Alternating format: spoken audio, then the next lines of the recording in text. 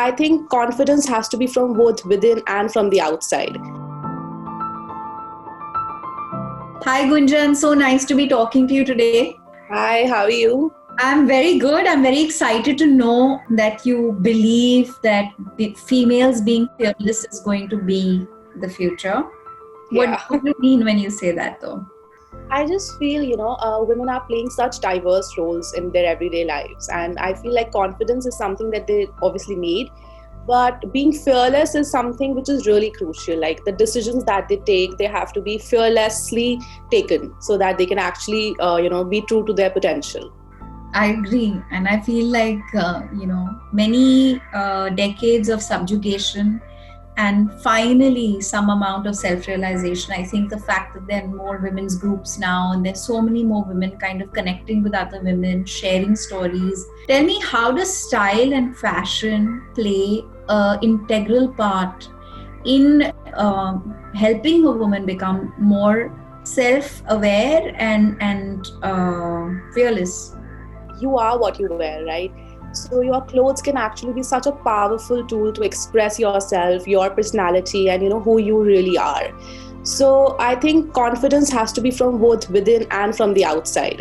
So if I walk in, I need to express very clearly, what am I all about? So that is where style comes in. That is where fashion comes in. And I think female and fashion are two inseparable aspects. They cannot be kept separate. Right. So I feel like if you we make a very conscious decision every time that we dress ourselves up, that, okay, this is my personality, this is what suits me, and this is how I have to express myself, like a strong woman and whatever it is that we are going for. I think that's a very important word which very few people do, because I think for so long people thought that dressing was to impress other people. But what you've very clearly stated is that dressing is about expressing. And I think I resonate with that very strongly, because I've always dressed based on my mood, based on what it is that I want to convey in the moment. I mean, I've also kind of chosen color palettes or color schemes that I want to work with based on what it is that I'm trying to do, or the place that I'm going, or the people that I'm meeting. Would you agree that color psychology also plays a big part in how you feel when you're dressing? I think it's more with your mood, probably, because I have felt personally when I am designing, sometimes I'm in such a cheerful mood and I would play with all the brightest colors and, such like dramatic colors. But sometimes I would want to go with some more serious tones, and it depends on the mood.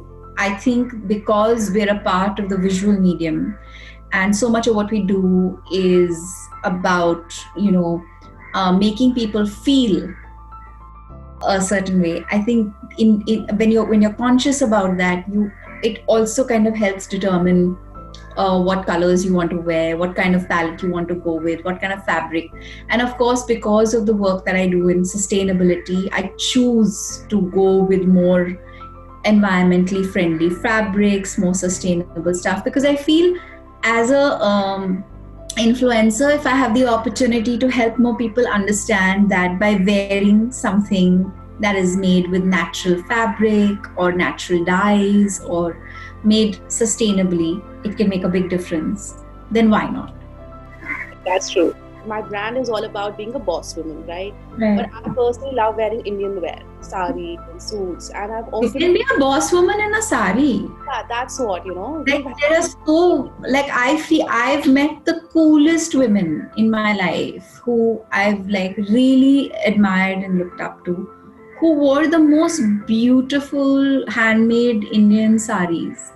And it's just the way they kind of accessorized it, or the way they wore their bindi, or the way they wore the jewelry, or the way the blouse was cut, that would make all the difference. I'll never forget my history teacher. She would wear blouses with collars. Okay. And 3/4 sleeves with or a full sleeve with a collared blouse. And she was a boss lady. She was very cool. Yeah, because I felt like the audience was quite, confused. They said if you want to be a CEO, you can have to wear a pantsuit. Like you cannot wear a sari. And I felt like that was again, categorizing clothes into sections. Or stereotyping. Yeah, exactly. Yeah. good to know that, you're on the same line, so we're on the right track. Yeah, and you can always throw a jacket onto a sari. Exactly. Do you go for like a lot of experimental fashion or something which is more... I'm bohemian in spirit. I think boho chic would describe me best.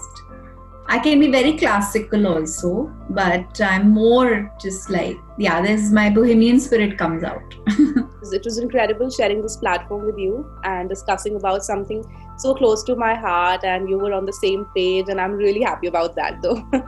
I wish you the best. I hope you continue defining your space. I think that's the real power of women. Understanding what it is that you want and creating that space for other women as well. And I totally agree with you that the more fearless we are as individuals, the more we can grow in life. And I'm going to sign this mug for you and send it to you as like a small token of my love. Thank you. And it's really, really been wonderful talking to you, Gunjan. All the best to you, and I look forward to checking your brand out. Thank you. That would be great. Thank you. Stay safe. Thank you. You too. Lots of love.